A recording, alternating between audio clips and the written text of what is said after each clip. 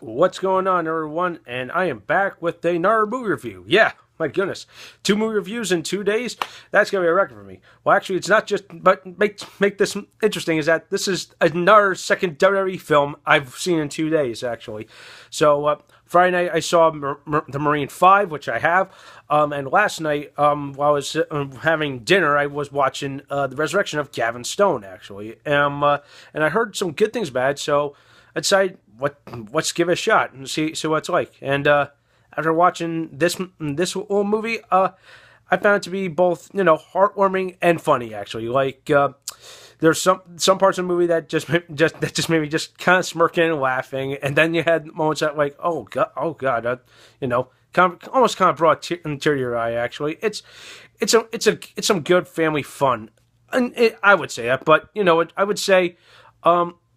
I'm going to say it's not just any comedy drama. To me, it almost feels like a religious drama because the whole purpose of the Resurrection of Gavin Stone is that if you're not familiar with the story or heard of the book, actually, supposedly Gavin Stone, he's a former child star, his fall from grace from Hollywood, and so he comes back to his hometown to do some community service because from act of whatever he's done, his mischief actually. So he's trying to pay back, and all that. So he moves back to his home in the Midwest, tries to rekindle things with his father, and in the process, does his community service and also finds his faith in God. Actually, so I'm like, wow, this is truly something. Actually, and there are moments that, like I said, made me laugh and maybe just cry. Some made me cry actually, and you just. At first glance, you're like, the character of Gavin Stone is like, oh God, you just want to hate him because he's got such an ego problem. It's like you just want to beat the crap out of him. Then all of a sudden, as the movie goes on, you start to love him. In other words, it's the typical protagonist, struggling, and then he becomes a different person at the end of the movie. The good old change of heart storyline, actually. Now to answer the question, how's this a WWE films? Shawn Michaels is in this movie as a supporting character. Actually, he plays a guy named Doug. Actually, he's a mechanic, and he's also a biker. Actually, I don't want to give too much detail into Shawn Michaels' character, but he has some moments to shine. Actually, very good. Gives about some very good lines that make me just laugh. Actually, and some good wisdom lines. And I'm like, huh, that's interesting. I felt like why didn't Shawn play the character of Gavin Stone? But then again, I think Shawn didn't. I guess Shawn Michaels just wanted to be that supporting character actually. And I just realized something.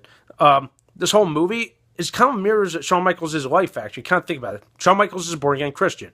Character of Gavin Stone is kind of going that same path, trying to correct all the stuff that he's done in his past, actually. Same with Shawn Michaels. Shawn Michaels, he's had a very rough past, his drinking. He did drugs, What do you expect? It was the 80s. You remember that? Remember his real career, with the Midnight Rockers / Rockers. Then, of course, over time, he got to him, it deteriorated his friendships and all that, all the backstage stuff.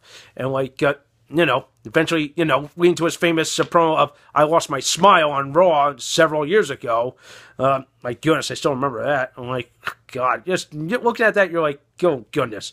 But now, over time, I feel like I've grown to respect Shawn Michaels because in the past I did not like him because I will never forget what he did to Bret Hart in Montreal. Actually, that's the one reason I was never a Shawn Michaels fan. But I do respect him as a performer. He's incredible in the ring, and of course right here shows me that he has some range. He can really dive into his acting skills. So if Shawn decides to really become an actor, this is a good way to go.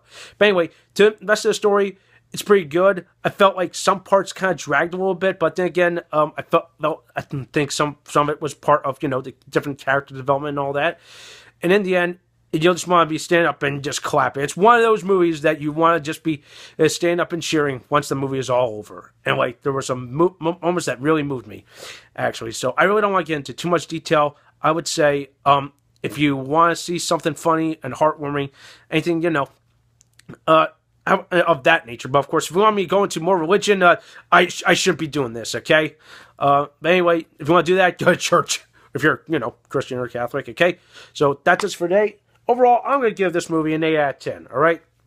So, because to me, it's possibly one of the best movies that W Studios has put out, even though Universal was essentially their distributor, okay? So, besides that, go enjoy the movie, okay, if you can. Thumbs up this video, subscribe to my channel, and stay tuned for more awesome videos.